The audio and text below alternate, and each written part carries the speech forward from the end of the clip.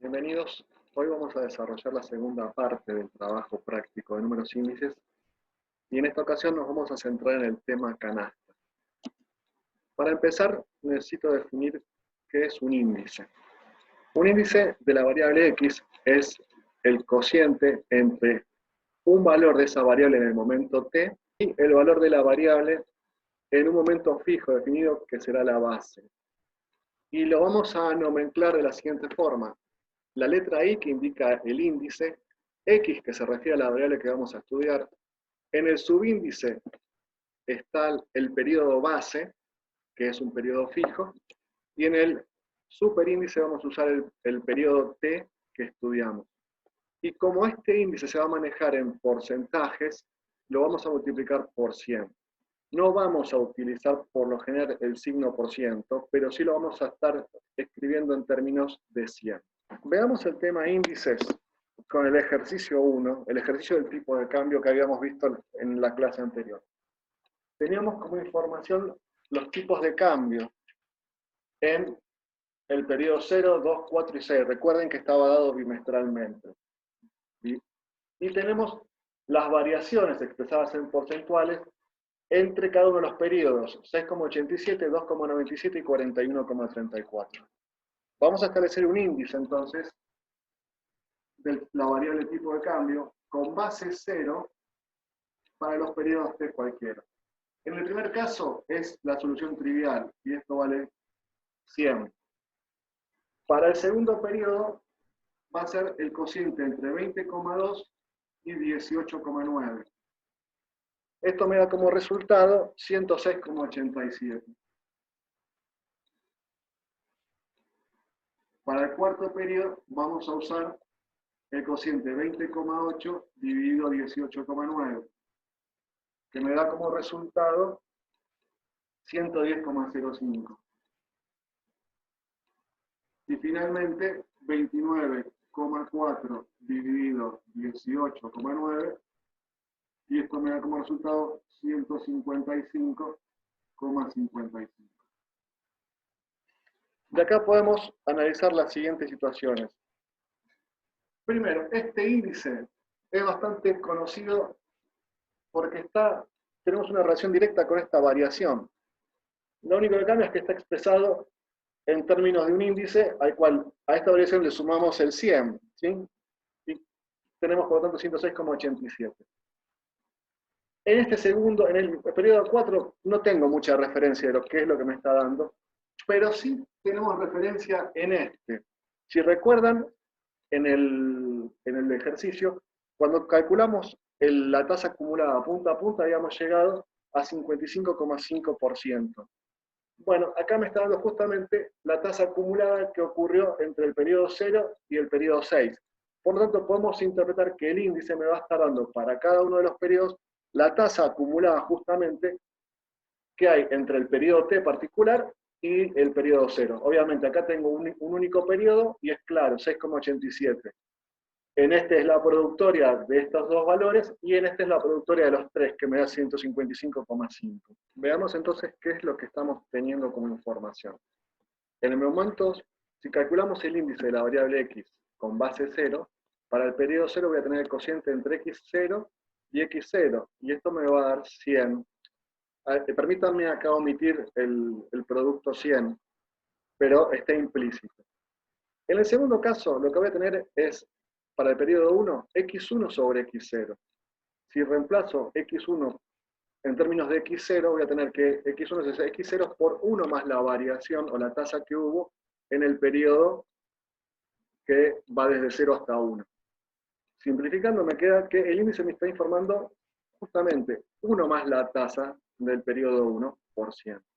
Si vamos a 2, tengo el x2 sobre x0, sustituyendo me queda x2 en términos de x0, con lo cual tengo x0 por 1 más la tasa que ocurrió en el periodo 2, por 1 más la tasa que ocurrió en el periodo 1. Y finalmente, el índice es esa productoria, esas dos tasas, de 1 más esas dos tasas. Para el periodo 3 tenemos lo mismo, y para un periodo genérico n, resultará que el índice me está informando la productoria, que va desde 1 hasta n, de 1 más las tasas que ocurrieron en cada uno de esos periodos i. Bueno, trabajando con el índice podemos ver de calcular las tasas, suponiendo que tengamos el índice para cada uno de los periodos I e I-1, la tasa se va a calcular del mismo modo que veníamos haciendo, la diferencia entre los índices de dos periodos consecutivos dividido el índice del primer periodo. Y por lo tanto, a partir de las tasas, puedo construir el índice sin necesitar disponer de del valor de la variable x0. Con lo cual, esto de alguna forma me da una cierta ayuda. Es decir, si no conozco el valor de la variable y conozco las tasas que hubieron en una sucesión de periodos, yo puedo armar un índice que me puede servir para sacar determinadas conclusiones. Supongamos ahora que me piden calcular el índice de la tasa, pero con base 2. Entonces, el índice, del tipo de cambio con base 2 para el periodo T, va a ser, en el periodo 2, va a ser 100. ¿Sí? Porque es el cociente de 20,2 dividido 20,2. En el periodo 4 va a ser 20,8 dividido 20,2. Y esto me da como resultado 102,97. Y en el periodo 6 será el cociente de 29,4 dividido 20,2. Y esto me da como resultado 145,54. Yendo para el lado de los periodos anteriores, para el periodo 0, lo que vamos a tener es 18,9 dividido 20,2. Y esto me da como resultado 93,56.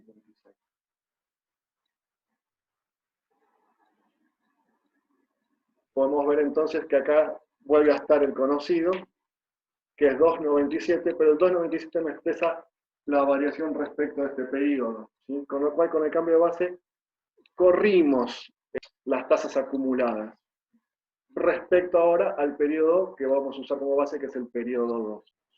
Supongamos que en el mismo ejercicio anterior, en vez de conocer los valores del tipo de cambio, conozco un índice de tipo de cambio con base en el periodo 0.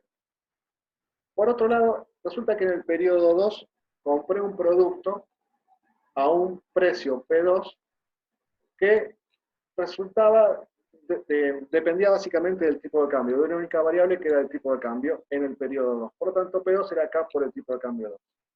Si este producto yo lo vuelvo a comprar en el periodo 6, el precio debería ser K por el tipo de cambio en 6. Ahora bien, si yo lo calculo en términos de P2, podría decir, mira, P6 es igual a P2 por el tipo de cambio en 6 sobre el tipo de cambio en 2. Lo que estoy haciendo con la relación P2 sobre el tipo de cambio 6 es calcular K, y luego K multiplicado por el tipo de cambio 6 me da el producto en 6. Y esto lo podría transformar en un índice, ¿sí? Porque al fin y al cabo, este cociente lo que me está diciendo es que P2 por el índice de tipo de cambio con base en 2 para el periodo 6. No conozco el índice de tipo de cambio en 2. Por lo tanto, estoy con alguna complicación. También podría decir que P2, podría decir que P6 es igual a P2 por la tasa que hubo, más la tasa que hubo en el periodo 4,2 por 1 más la tasa que hubo en el periodo 6,4. Es decir, la tasa que hubo de acá hasta acá más la tasa que hubo de acá hasta acá. Muy bien. La pregunta es, bueno, yo podría despejar estas variaciones a partir de trabajar con el índice que tengo en base 0. Pero, ¿qué alternativa puedo conseguir a partir de este índice? ¿Sí? Si yo tomara el índice del tipo de cambio base 0 para el periodo 6, esto me va a estar representando la productoria de 1 más la tasa entre 0 y 1 por 1 más la tasa entre 0 y 2, entre 4 y 2 y entre 6 y 4. Y si a esto yo lo dividiera por el índice de tipo de cambio en base 0 del periodo 2, lo estaría dividiendo por 1 más la tasa que hubo en el periodo 2,0. Con lo cual, puedo simplificar las tasas y tengo la productoria de tasas que necesitaba. Con lo cual, esto podría ser también expresado como el precio de 2 por el índice de tipo de cambio en 6 con base 0 dividido el índice de tipo de cambio en 2 con base 0. Al fin y al cabo lo que estoy haciendo es como dividir x en 6 dividido x en 2, o el tipo, mejor dicho, el tipo de cambio en 6 y el tipo de cambio en 2. Si ustedes lo hacen matemáticamente van a ver que se termina anulando la base. Y esto es justamente lo que estábamos buscando, que es P2 por el índice de tipo de cambio en 6 con base 2. Vimos a través de este pequeño ejercicio cómo es factible hacer un cambio de base. Bueno, aquí podemos, en esta diapositiva podemos ver el cambio de base a partir de conocer la variable, y entonces vemos cómo pasamos de una base x0, o sea, de un índice construido en la base x0, a otro índice construido con una base x5. Y en esta tabla tenemos, a partir de los precios, que es la variable x, el índice construido en base 0 y en base 5. Y en todos los casos vemos que mantiene periodo a periodo la misma tasa. Entonces, para el índice calculado en base 5, vemos que si vamos hacia los valores de t positivos, tendremos que el índice será la productoria de las tasas acumuladas que van desde el periodo en cuestión, por ejemplo en este caso desde 8 hasta 5, tiene un periodo n genérico, que es la productoria del periodo 6 hasta el periodo n, de 1 más la tasa. Mientras que si fuéramos hacia los valores de tiempo negativo, es decir, al 4, 3, 2, 0, menos n, la tasa pasará a dividir. Y entonces tengo que para el periodo x4 es x4 sobre x5, con lo cual esto me queda 1 sobre la tasa que hubo entre 5 y 4. Para el periodo 3 tengo entonces que el índice asumirá el valor de 1 dividido 1 más la tasa que ocurrió en 4 por 1 más la tasa que ocurrió en 5. Y así podría llegar hasta un periodo genérico menos n, para el cual el índice asumirá el valor 1 dividido la productoria que va desde 5 hasta menos n, de 1 más la tasa que ocurrió en cada uno de esos periodos. Veamos un detalle técnico. Vamos a asumir que el índice en la base es indefectiblemente 100. Siempre, para nosotros, el índice en la base es 100, es un valor trivial. Sin embargo, la metodología que utiliza el INDEC para determinar el valor del periodo base difiere de lo que estamos haciendo nosotros. Y entonces explicamos lo siguiente. Nosotros hablamos del valor que asume la variable al finalizar el periodo, en el último momento de ese periodo. Eso es una variable puntual. Pero muchas veces ocurre que la variable asume distintos valores en cada uno de esos periodos, distinto al valor que finalmente va a ser el valor de cierre. Con lo cual, dentro del periodo, en este caso del periodo 0, vamos a tener la variable de cierre, que será esta xn, es la última, pero a su vez va a haber un montón de variables o valores que asumirá esta variable en ese periodo, de acuerdo a cómo vaya evolucionando el tiempo. Finalmente, si tomara un periodo base, en ese periodo base justamente van a estar esa multiplicidad de valores de la variable en distintos momentos de ese periodo base. Entonces el INDEC lo que va a hacer es, para calcular la base, no va a ubicar en el denominador el XB, es decir, el valor puntual de cierre, sino que va a establecer un valor promedio, un promedio simple, de todos los valores que asumió la variable en ese periodo base, dividido por n, con lo cual vas a tener un valor que no necesariamente es el valor puntual de cierre. Veamos este ejemplo. Tengo un periodo que va a ser el periodo base, que comienza con un valor x b-1 y va a terminar con un valor puntual xb. Y en el intermedio va a ocurrir un montón de valores distintos. Lo que me está diciendo el INDEC es, bueno, calcula el promedio. Quizás el promedio me queda por acá. Y esto va a ser el promedio en el periodo base. Y cuando calcule el índice de la variable x en base b, lo que va a estar haciendo es un valor cualquiera de x en un periodo dividido, x respecto a esta variable promedio. Que esto es distinto de lo que hacemos nosotros, que es x de t sobre x en b. Puede haber una diferencia pequeña, pero este valor no va a ser 100. Esto sí o sí es 100. Pero este va a ser próximo a 100. ¿Sí? Quizás un poquito mayor o un poquito menor. Depende de cómo salió el promedio respecto al valor puntual. Bueno, entonces pasamos ahora a trabajar con el tema canastas. Supongamos que queremos medir la producción de 3 actividades distintas.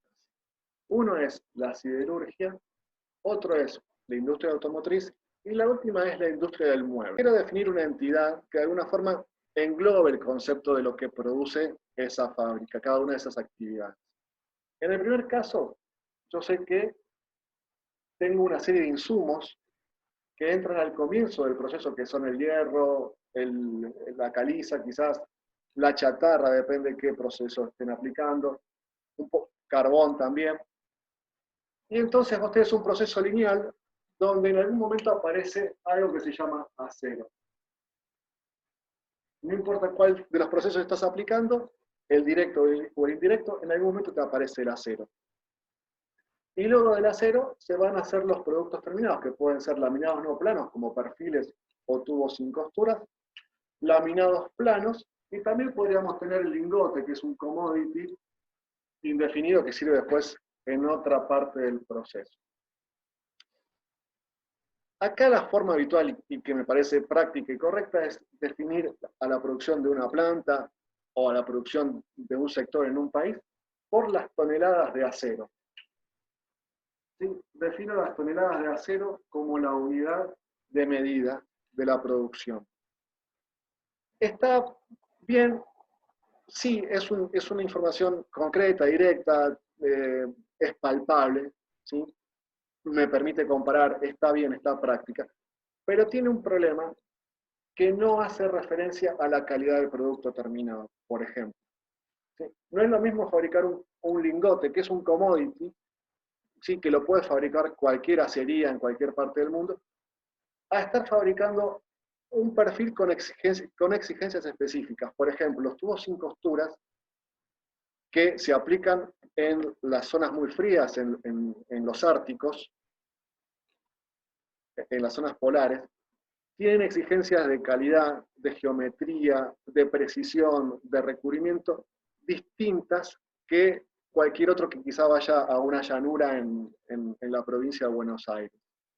Con lo cual, ahí adentro de ese producto, que estaría contemplado dentro del concepto acero, hay una cantidad de valor agregado que lo difiere enormemente, por ejemplo, de un lingote.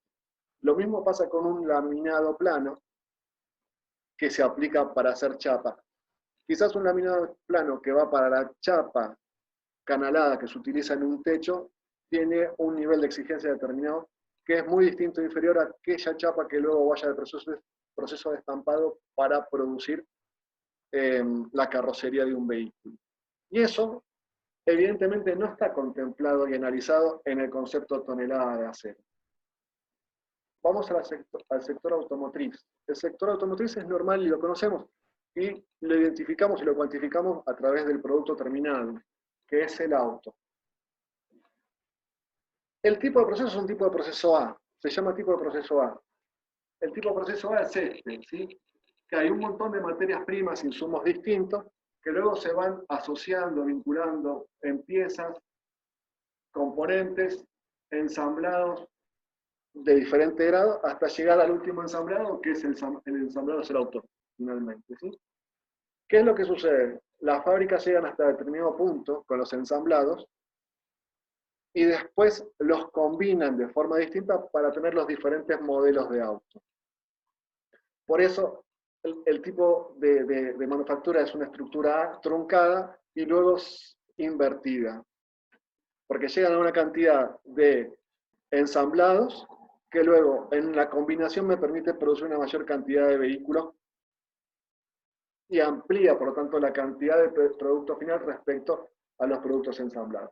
Nuevamente, acá es práctico, es concreto, es consistente identificar la producción del sector automotriz a través de la cantidad de vehículos que fabrica. No obstante, tenemos nuevamente la divergencia entre vehículos que tienen un nivel de confort, seguridad, diseño, materiales superior que los que puede tener otro más básico, con lo cual vos ahí tenés diferencias que no están siendo cuantificadas en esta forma de medir. Y quizás mereciera otra alternativa. Por último, vamos a una fábrica de muebles. La fábrica de muebles, ¿qué hace? Y hace productos muy variados. Puede hacer una silla, una mesa, juego de living comedor, juego de dormitorio. Puede hacer las alacenas de una cocina. Es decir, se me complica definir un concepto, un mueble como concepto totalizador, porque tengo cosas que son muy distintas. Entonces, bueno, vamos a buscar algo por el lado de las materias primas. Y resulta que para las materias primas tengo madera, ya cada vez menos. Tengo tela, tengo hierro, tengo plástico, tengo melamina, tengo vidrio, con lo cual se me complica establecer también un producto o una materia prima que identifique a la actividad. Por tanto, no tengo algo con lo cual yo pueda definir el concepto mueble. Y entonces lo que necesito acá, o lo que me parece más oportuno acá, va a ser definir lo que es la producción a través del producto, la sumatoria de los precios de venta por los productos que ha hecho. Es decir, un P por Q. El precio es el precio al que se vendió cada uno de esos productos y Q son los productos que fueron haciendo. P sub I, Q sub I. Y en tal caso hablaremos de miles o millones de pesos y ya no estaremos hablando ni de toneladas ni de unidades. Un poquito este es el concepto de canasta que vamos a terminar aplicando de ahora en más. La forma habitual por la cual vamos a definir una canasta es igual a la sumatoria de la variable cualitativa, como habíamos visto allá cuando trabajamos con el primer ejercicio del establecimiento ganadero, va a ser la sumatoria, entonces, de alguna forma de cuantificar una variable cualitativa para cada uno de los elementos I que van a componer esta canasta, por la cantidad N de esos elementos. Y de ahora más, para nosotros va a ser que la variable cualitativa es el precio y la variable cuantitativa es Q. Por lo tanto, va a ser la sumatoria para la cantidad de elementos I que integren la canasta de su precio por su cantidad. Cuando hablamos de valor bruto de producción, que es la producción de una actividad económica, y que para un establecimiento sería el equivalente a la facturación, entonces esa sumatoria de los P por Q se va a llamar valor bruto de la producción. ¿En qué caso vamos a utilizar una canasta? Uno, para dar entidad unitaria a un conjunto de elementos heterogéneos. Y es el caso de los muebles que vimos recién. Tenemos un montón de elementos distintos, no tengo forma de agruparlos bajo una entidad. Bueno, agarro y los multiplico por el precio y de alguna forma eso pasa a ser mi producción o la canasta. Dos, para determinar el valor de entidades que están formadas por una gran cantidad de elementos. Elementos que tienden, una cantidad que tiende a ser muy grande y por lo tanto, para sacar conclusiones en un tiempo razonable, termino analizando todo ese conjunto como una canasta. Ya vamos a ver más adelante algún ejercicio. Y por último, tres, cuando tengo datos generales e inespecíficos respecto a una variable y yo tengo que sacar conclusiones sobre esa variable. Con lo cual, me va a convenir trabajar con canastas y con índices, como vamos a ver por adelante. Entonces, volviendo a la idea de establecer una canasta para determinar cantidades, y dada la definición que hicimos en la diapositiva anterior, es que la canasta para un periodo t cualquiera va a ser la sumatoria de las cantidades Q que se produjeron en ese periodo t por el precio de esos elementos I en cada uno de los periodos t. Esta información tiene dos variables al fin y al cabo. Tiene una componente precio y una componente cantidad. Yo necesito de alguna forma liberarme de los precios. Yo quiero saber nada más que las cantidades. En principio el precio no sería ningún inconveniente, a menos que a lo largo del tiempo el precio varíe por razones exógenas. Por inflación o también por temas de oferta y demanda. Con lo cual me va a estar distorsionando la información respecto a la cantidad. Para eso lo que buscamos es una alternativa donde anulamos los precios los vamos a fijar en un momento determinado, que es el momento que es en la base, ¿sí? el P0, pero las cantidades van a ser variables según se comporten en cada periodo. Con lo cual, a las cantidades que produje en cada periodo T lo voy a multiplicar por los precios que había en el periodo 0. Con lo cual, siempre voy a estar trabajando con los mismos precios y mi función ahora únicamente va a estar condicionada, va a estar dada por las cantidades. Hacemos un pequeño paréntesis y vamos a analizar lo siguiente. Para algunos de ustedes puede resultar un poco extraño que la canasta vaya cambiando de forma, de contenido a lo largo del tiempo. Supongamos que mi canasta es el consumo de una familia, el consumo en alimentación. Veremos que, de acuerdo a la estacionalidad, los productos que va a adquirir la familia y que va a finalmente consumir son distintos. Es decir, quizás en invierno son productos destinados a comidas calientes, con más contenido calórico, más grasosas probablemente, mientras que en verano vas a utilizar más vale frutas y verduras, comidas más frescas, más livianas, con menor poder calórico. Sin embargo, el consumo de alimentación lo podríamos definir como una entidad que va variando, pero al fin y al cabo es eso, es el consumo de alimentación. Parece un poco más extraño cuando quizás comparamos autos, porque el auto es siempre una unidad. ¿Sí? A lo sumo haré 2 autos, 3 autos o 10 autos. Pero si nos ponemos en estricto y vemos y pensamos al auto como una canasta de piezas que se integran ahí adentro, podemos ver que el mismo auto fabricado en periodos distintos tenga componentes distintos, porque quizás hubo algún cambio de diseño, porque necesitaron sustituir alguna parte que fue defectuosa, o porque en la curva de maduración del vehículo empiezan a quitarle valor a determinadas piezas y sustituirlas por otras de menor cuantía. Entonces, ¿el auto es lo mismo? Es un auto, pero al fin y al cabo lo que tenés adentro, que es esa canasta, no te está identificando lo mismo que lo que tenías en otro momento. Sin embargo, vos comparás y llegas a conclusiones y analizás en base a eso. De alguna forma es una simplificación, o de alguna forma es un recurso que nos permite comparar algo. ¿Sí? Si no, estamos a veces en una posición de que todo es tan cambiante, todo es tan distinto que nunca puedo realizar ninguna comparación. Bueno, continuemos con la idea de las canastas para calcular cantidad. Teníamos entonces la canasta que estaba dada a los precios de T, que vamos a llamar canasta a valores corrientes o a pesos corrientes, y teníamos la otra canasta que estaba dada a precios del periodo cero, que se llama una canasta a precios constantes. ¿Sí? También la podemos denominar como nominal y como real.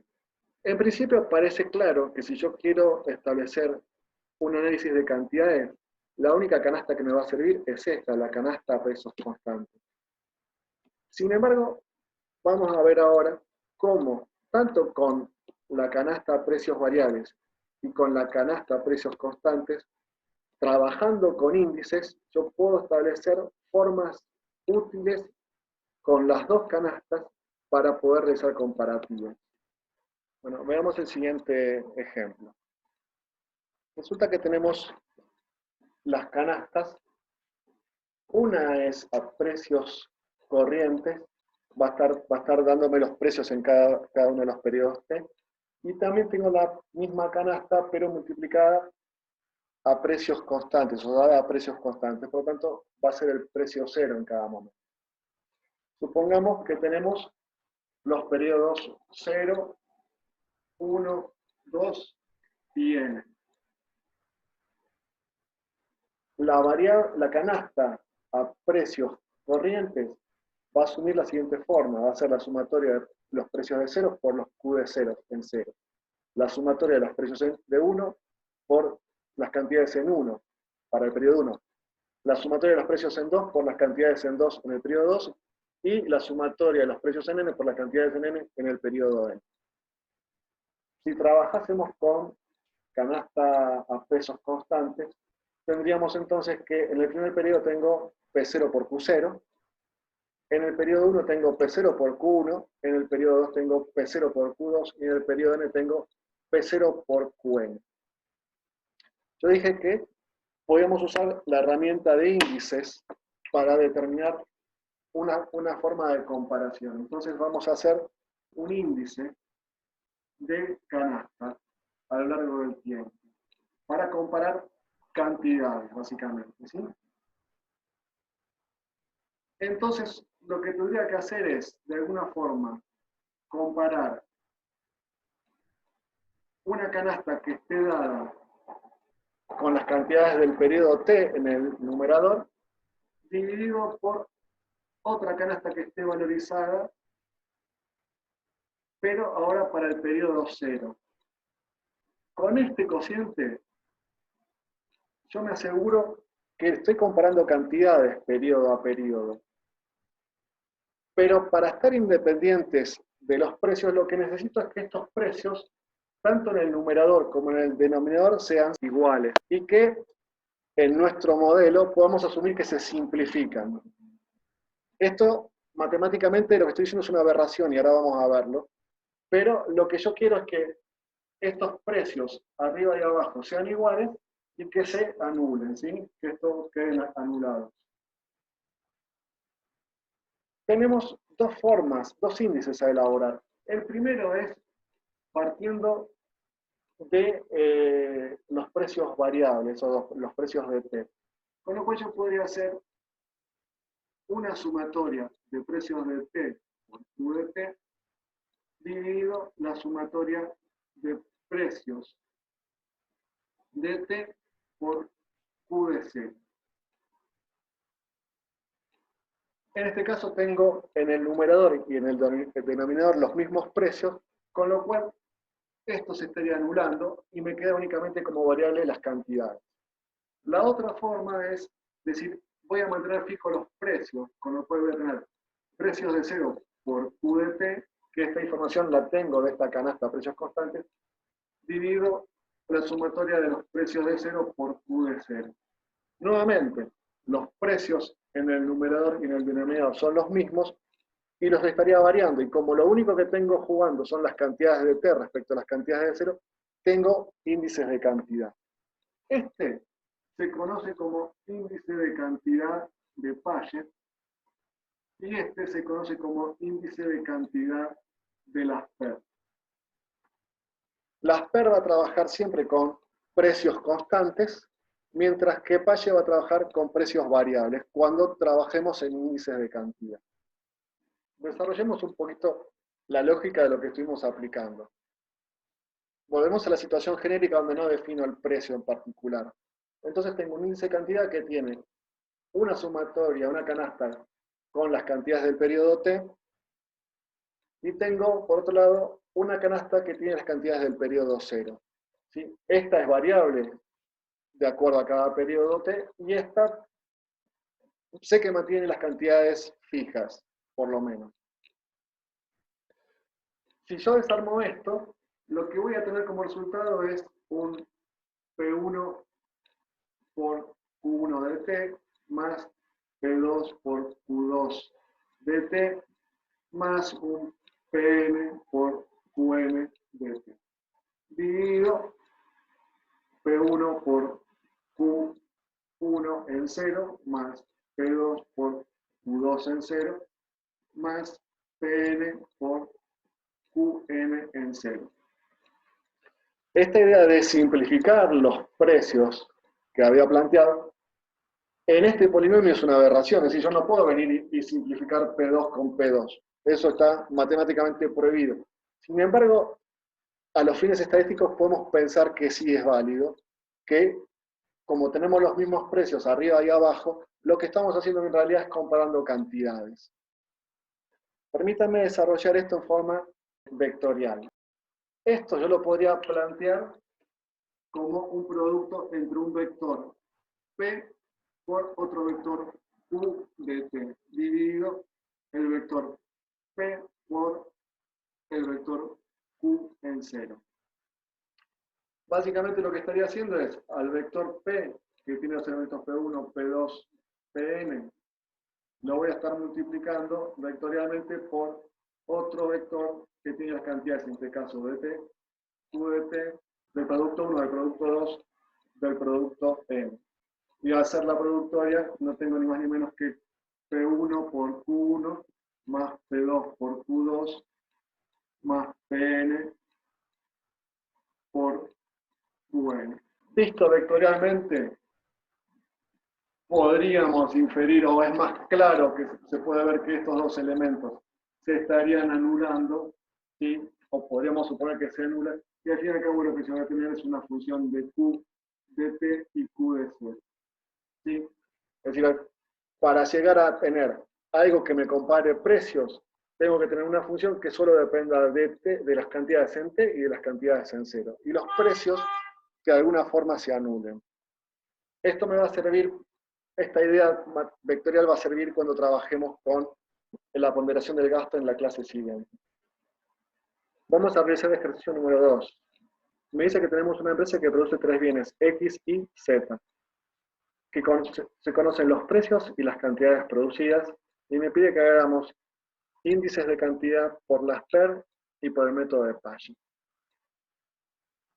Entonces, tenemos las cantidades, los precios para los productos en cada uno de los periodos 1, 0 y 2. Vamos a empezar a hacer un índice de cantidad de las PER. Básicamente lo que tenemos que hacer es sumar los precios en ceros por las cantidades en el periodo T, dividido la sumatoria de los precios en cero por las cantidades en cero. Lo que vamos a hacer para calcular la canasta de las PER en un periodo en cero, para empezar en cero, va a ser igual a 4,2 por 35 más 2,0 por 60 más 2,5 por 43. Esto da como resultado 374,5.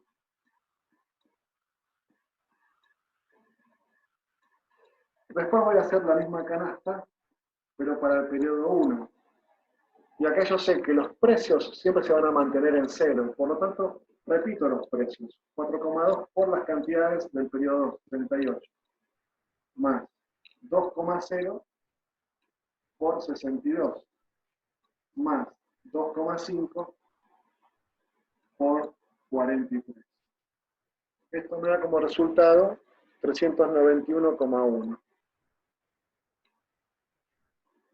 Y finalmente la canasta de las PER en el periodo 2 va a ser igual a 4,2 por 40, más 2,0 por 68, más 2,5 por 46. Y esto me da como resultado 419. Vamos a calcular entonces el índice de cantidad de las PER. Y lo que vamos a hacer es el cociente entre cada uno de los datos según el periodo T respecto al periodo base o 0. En el momento 0 voy a tener 374,5 dividido 374,5.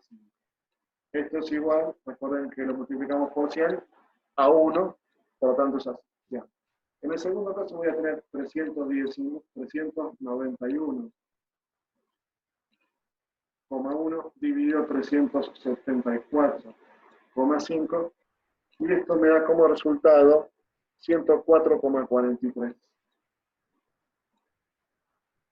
Y finalmente voy a tener 419 sobre 374,5 y esto me da como resultado 111,88. 111,88. Ahora necesitamos calcular el mismo tema, pero por paso. ¿Sí? Vamos a necesitar más espacios y más cálculos en esta nueva etapa. Entonces, yo sé que el índice de cantidad de paye va a ser igual a la sumatoria de los precios de T por Q de T dividido la sumatoria de los precios de T por Q en C. Por lo tanto, vamos a calcular primero lo que iría en el numerador, la sumatoria de los P de T por Q de T. Lo que vamos a estar haciendo entonces en el primer caso es 4,2 por 35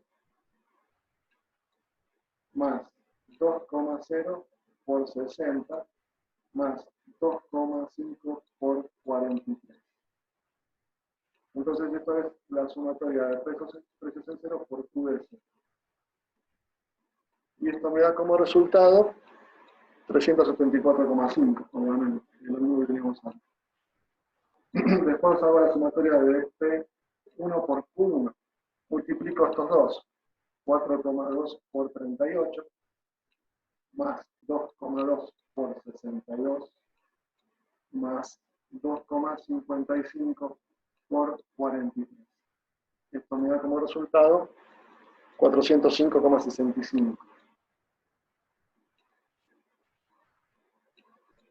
Y finalmente voy a calcular la sumatoria de P2 por Q2, que me da 4,3 por 40 más 2,1 por 78 más 2,6 por 46.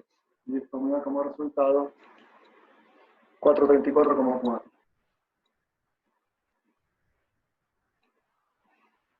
Después necesito hacer las cuentas que corresponden al denominador, que van a ser la sumatoria de los PT por las cantidades en cero. Por lo tanto, en el primer caso voy a tener la sumatoria de precios en cero por Q de 0, que es exactamente lo mismo que habíamos calculado, 374,5.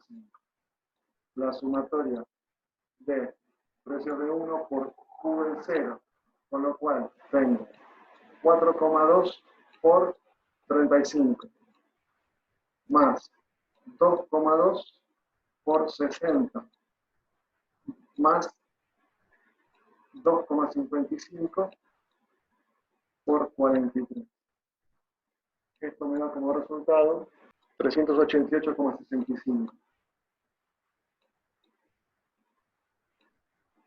Y finalmente necesito los precios de 2 por las cantidades en cero, es 4,3 por 35 más 2,1 por 60 más 2,6 por 43.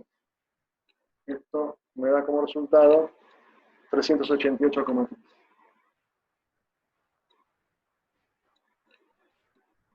Finalmente vamos a hacer el cociente entre estos dos términos y me va a quedar que el índice de cantidad de paye va a ser igual a 374,5 sobre 374,5, obvio, está bien, me da 100.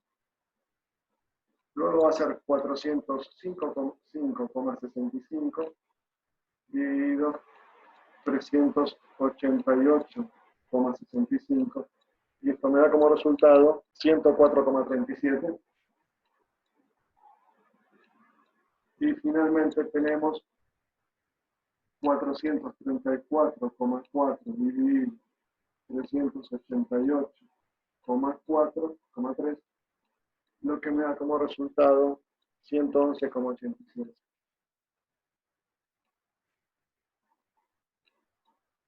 Bueno, ahora vamos a volver a la diapositiva y comparamos los dos índices. Si ustedes se fijan, los valores son distintos. Si bien el comportamiento es similar, los valores son distintos. Los métodos dan resultados distintos. No hay ninguno que sea mejor que el otro. Y muchas veces vamos a tener que aplicar uno u otro según la información disponible. Pero en términos de resultado, es decir, los dos se comportan más o menos parecidos, los dos dan aproximaciones a la información, nada es exacto. Y son al fin y al cabo métodos. Bueno, ahora vamos a usar las canastas para calcular el comportamiento de los precios. Y quizás esto sea la utilidad más generalizada que encuentran ustedes en la vida cotidiana, a partir de lo que conocemos como el índice de precios del INDEC, que nos termina dando la inflación. Bien, nosotros tenemos la canasta nuevamente en un periodo T, y esa canasta estaría dada por la sumatoria de los productos Y que componen esa canasta, donde multiplicamos los precios en cada periodo T por las cantidades en cada periodo T. Nuevamente tenemos que la función canasta depende de los precios y las cantidades, con lo cual, si tengo variación de cantidades, en este caso no podría tener una información clara sobre los precios. Entonces lo que vamos a hacer es fijar una canasta en un momento determinado, que va a ser la base, en el periodo 0, y luego haremos correr en cada periodo los precios para que me dé el valor de esa canasta. Esto finalmente es la canasta consumidor que conforma el índice de precio. En el INDEC esa canasta releva una cantidad enorme de números, con lo cual la información no es tan útil, pero sí me puede ser útil el índice. Tenemos las canastas que pueden ser presentadas como canasta variable o como canasta fija. Está claro que a partir de las canastas, la única que me va a permitir relevar los precios es esta, la de canasta fija, porque lo que va a variar únicamente son los precios. No obstante, si yo trabajo con índices, vamos a ver nuevamente que ambas canastas son factibles de dar información sobre los precios. Bueno, entonces, a partir de la canasta con cantidades de T, que es la canasta variable, y a partir de la canasta fija, que tiene Q constante en Q0, vamos a tratar de armar un índice. Es decir, a partir de esa definición de canasta vamos a tratar de armar un índice de precios. Entonces, un índice de precios para un periodo T debiera ser igual a la sumatoria de los precios en T por las cantidades, dividido la sumatoria de los precios en 0 por las cantidades. Esto es la base de un índice de precios. Por lo tanto, lo que tengo arriba y abajo son la variación de los precios, y lo que tengo en cantidades es, tanto arriba en el numerador como en el denominador, las mismas cantidades, de tal forma que nuevamente, usando nuestra lógica, nuestra matemática, podríamos simplificar. De acá tengo dos alternativas entonces. La primera es hacer un índice de precios que tenga los precios de T y las cantidades de T, divido la sumatoria de los precios de 0 por las cantidades de T. Nuevamente, tengo los precios variando, pero tengo las cantidades fijas en el numerador y en el denominador. ¿Sí? Por supuesto, esta cantidad va a ir variando periodo a periodo, pero como están iguales arriba y abajo, las consideramos que se simplifica, que se anula. Esto es un índice de precios de Paget, o también se llama deflactor de precios. La otra metodología es la sumatoria de precios de T por las cantidades en un periodo 0, dividido los precios en 0 por las cantidades fijas también en 0. Nuevamente, tengo jugando los precios, pero las cantidades están fijas. La ventaja de este método es que las cantidades son siempre iguales, periodo a periodo. Este se llama índice de precios de las pérdidas. Si tenemos dos métodos para calcular el índice de precios, ¿cuál es mejor de aplicar?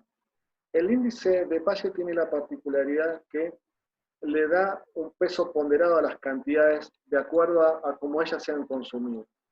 Por ejemplo, supongamos que en un momento determinado la producción de carne vacuna se ve diezmada, con lo cual las cantidades que estén en oferta van a ser muy pequeñas y por lo tanto el precio de esa mercadería en el mercado va a crecer muchísimo. Como consecuencia, las familias van a dejar de consumir carne y van a volcarse a algún sustituto, con lo cual, así como subió el precio, va a caer la cantidad a valores muy pequeños.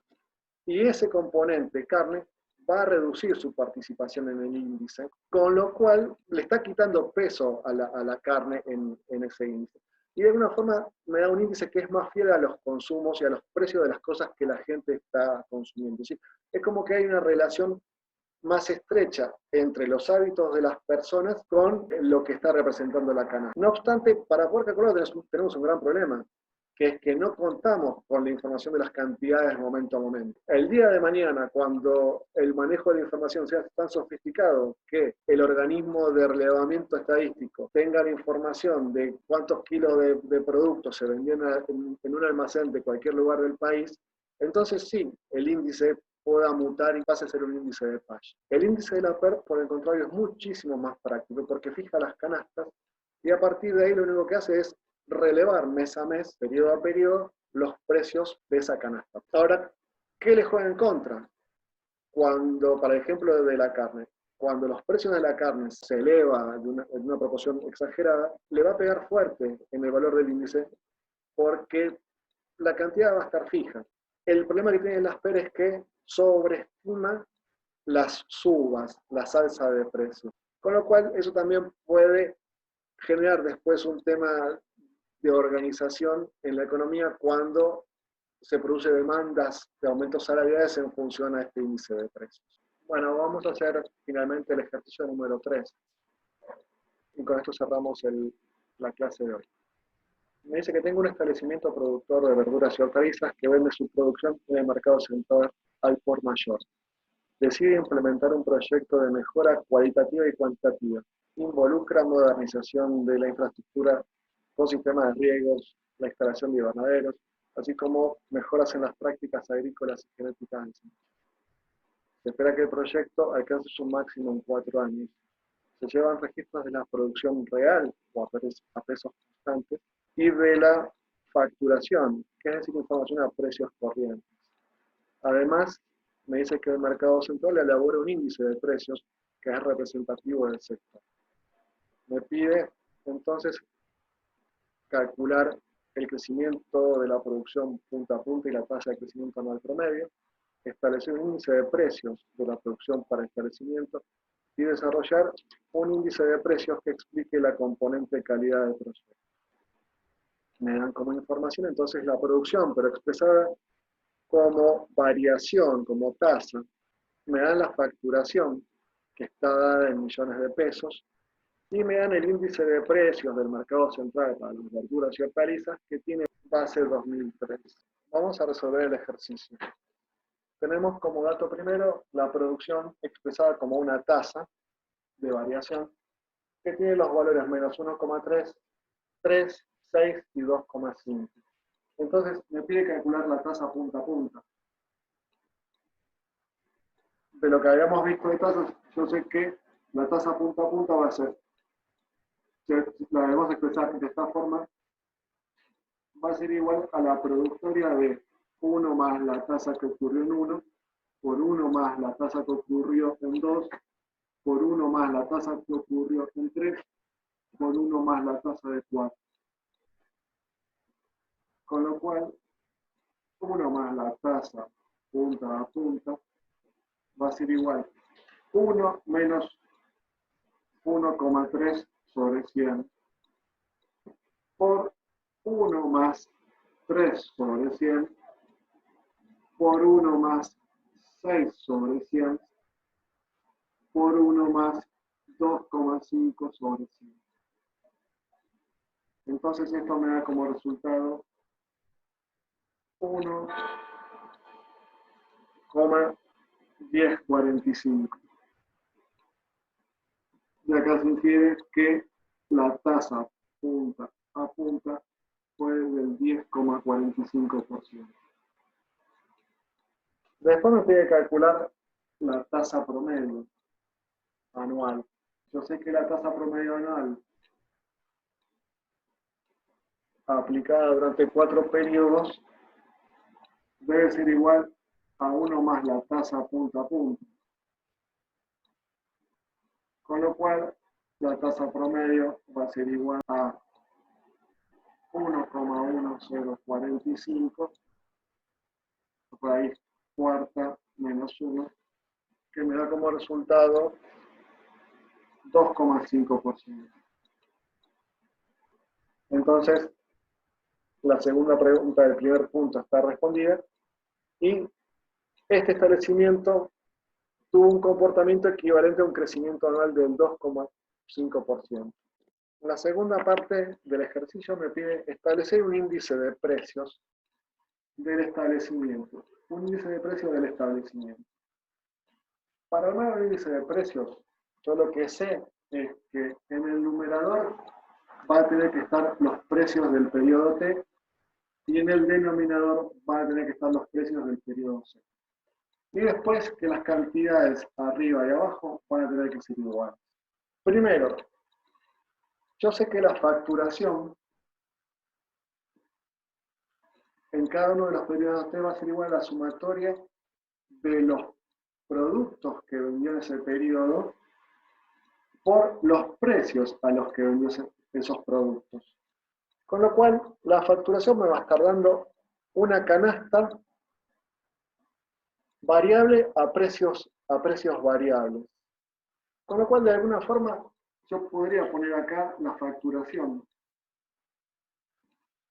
que al fin y al cabo es igual a la sumatoria de los precios de T por Q de T. Por lo tanto, para construir un índice de precios, indefectiblemente abajo voy a tener que tener P0 por Q de T. ¿Sí? ¿Y dónde está esta información? ¿De dónde la puedo sacar esta información? Que tenga a precios constantes pero a cantidades variables. Y esto está dado en la producción. ¿Sí? La producción me dice el enunciado que está dada a precios constantes, porque de esa forma va a poder comparar. Compara manteniendo los precios fijos, compara las cantidades. Ahora bien, yo necesito convertir esta producción que está dada por una tasa, por la tasa de crecimiento, en una variable, en una canasta. ¿Sí?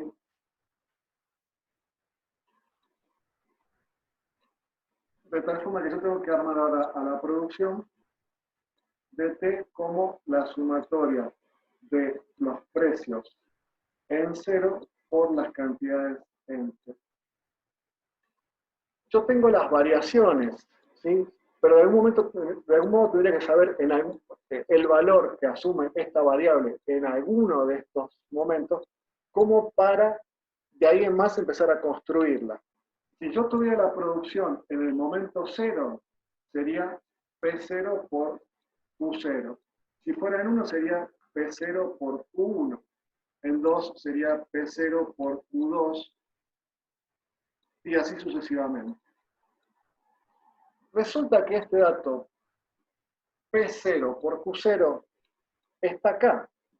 Es la facturación del establecimiento en el periodo 0, porque en el periodo 0 van a cuantificar las cantidades vendidas, que son justamente Q0, a los precios del periodo, P0. Con lo cual puedo armar mi índice, mi canasta de productos, sabiendo que en el momento 1 vale, en el momento 0 vale 1,5. Luego a esto lo voy a multiplicar por 1 más la tasa que operó en el periodo 1, y como es negativa, esto va a caer levemente, y tengo entonces ahora 1,4805. A esto le voy a aplicar la tasa del 3% y me va a dar 1,525. Luego le aplico la tasa del 6% y me queda 1,616. Y finalmente le aplico la tasa del 2,5 y me queda 1,656. 1,656. Con lo cual ahora ya tengo los dos elementos que voy a integrar en el numerador y en el denominador para sacar el índice de precios. Entonces calculamos el índice de precios de este establecimiento para los periodos 3 me queda que en el primer momento 100, obviamente. En el primer periodo me queda 125,6. Luego 150 para el periodo 2, 165,1 y 180,6. ¿Qué conclusión podemos sacar de estos valores? Primero, si el aumento de precios, que pasó de 100 a 180, es decir, hay un aumento de un 80% a lo largo de los 4 años, es debido al proyecto en sí, tenemos que decir que el proyecto es una maravilla, se va a repagar en un par de meses nada más, y todo el mundo estaría realizando este tipo de inversión porque el salto cuantitativo es enorme. La otra es pensar, che, acá no habrá metido inflación y por lo tanto lo que yo estoy relevando es mucho contenido de inflación y no tanto de efectos cualitativos transferidos a los precios. Bueno, eso es lo que me está pidiendo la parte 3 del ejercicio, que ahora vamos a ver, que intenta separar los precios de lo que es realmente la producción. Finalmente, el índice de precios que calculamos, el índice de precios del establecimiento, como utilizaba las cantidades en los periodos T, es decir, las cantidades variaban en cada uno de los periodos, terminamos utilizando un índice de precios de Paget. Vieron que resultó práctico para la información que teníamos. Y lo terminamos armando sin saber verdaderamente qué es lo que íbamos a armar, más allá de que tenemos que armar un índice de precios.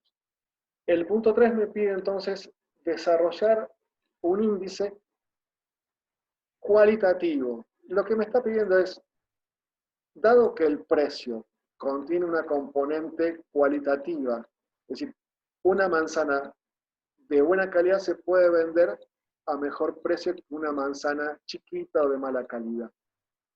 Con lo cual, vos ahí tenés en el precio un componente cualitativo.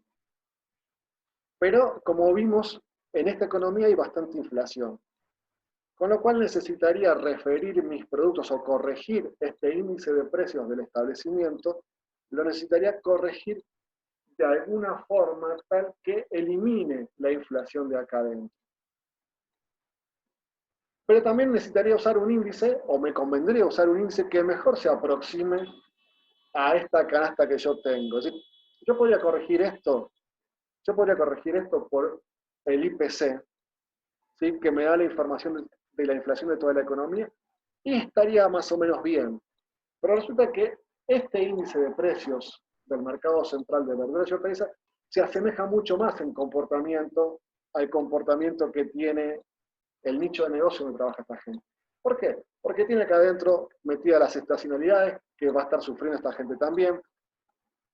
Tiene metido una combinación de productos que más o menos es parecido con esto. Es decir, acá no hay cortes de pelo metidos, ¿sí? Son todas verduras y hortalizas, que quizás ese corte de pelo sí está metido en un IPC. Voy a comparar estos dos elementos como para de alguna forma desagregar el efecto inflación. ¿Qué es lo que supongo sobre el índice de mercado central? Que al mercado central llegan un montón de proveedores, un montón de quinteros que entregan su producción.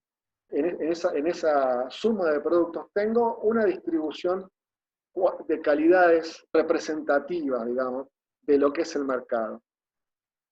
Por lo tanto, si mi establecimiento hizo una mejora cualitativa, es de suponer que los precios de este establecimiento empiecen a mejorar en términos relativos con los precios del mercado.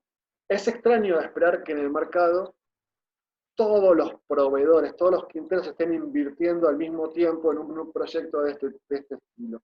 Porque no se da eso, porque no todos disponen de los fondos en el mismo momento, porque no todos se dan cuenta de la conveniencia o supuesta inconveniencia de encarar ese tipo de inversión.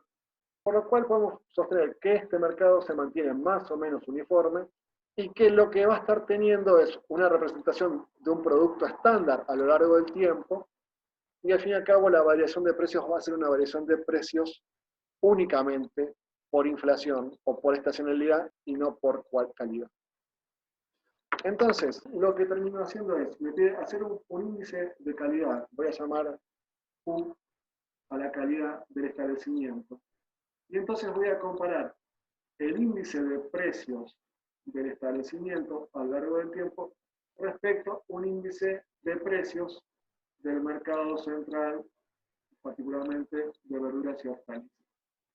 Pero para poder comparar los dos índices necesito que estén en una misma base. Y lo que me va a convenir acá es transformar este índice que tiene base 2003, que vaya a saber dónde está dibujado acá 2003 en el pasado, en un índice que esté construido con base 0. Entonces, al tener los dos bases 0, voy a estar comparando en un método gráfico, en el tiempo, los dos parten de 100, y si este es el índice de precios del mercado central, habrá que ver cómo se comporta mi establecimiento para ver a dónde fue a parar. ¿Sí? Puede pasar cualquier cosa y finalmente esto es lo que voy a tener en el último periodo. Si los precios de mi establecimiento crecieron más que los precios del mercado central, puedo suponer que mi proyecto fue beneficioso. Y ahora también me interesa saber, che, ¿en cuánto fue beneficioso? ¿Cuánto me diferencié del mercado central? Por tanto, el primer paso es convertir al índice de precios del mercado central con base 0. Con lo cual voy a dividir a toda esta serie por 553. Por 553. ¿Sí? Y así en todos los casos. Y mi índice, por lo tanto, me va a dar como resultado, esta es la información de mi establecimiento y esta es la información del mercado central. Ya viendo así, parece que mi mercado central creció en ese periodo hasta 180 y este creció hasta 165. O sea, la componente de precios es un 65% y un 15%, así a boca de jarro, es la mejora cualitativa. Vamos entonces a establecer este índice, el índice de calidad del establecimiento como el cociente de este índice de precios con este otro índice de precios y tenemos como resultado 100, 103, 105, 107,1 y 108,06. Entonces, la conclusión que tenemos, fíjense, mi cálculo que había hecho del 15% como diferencia entre estos dos, terminó siendo en realidad un aumento del 8,6% en términos cualitativos, es decir, la mejora de precio que estuvo asociado con la mejora cualitativa fue del 8,6% únicamente. Y esto finalmente es la respuesta de este ejercicio. Con esto terminamos esta parte de canasta y en el próximo video vamos a completar un poco de canastas y lo que queda del tema. Muchas gracias.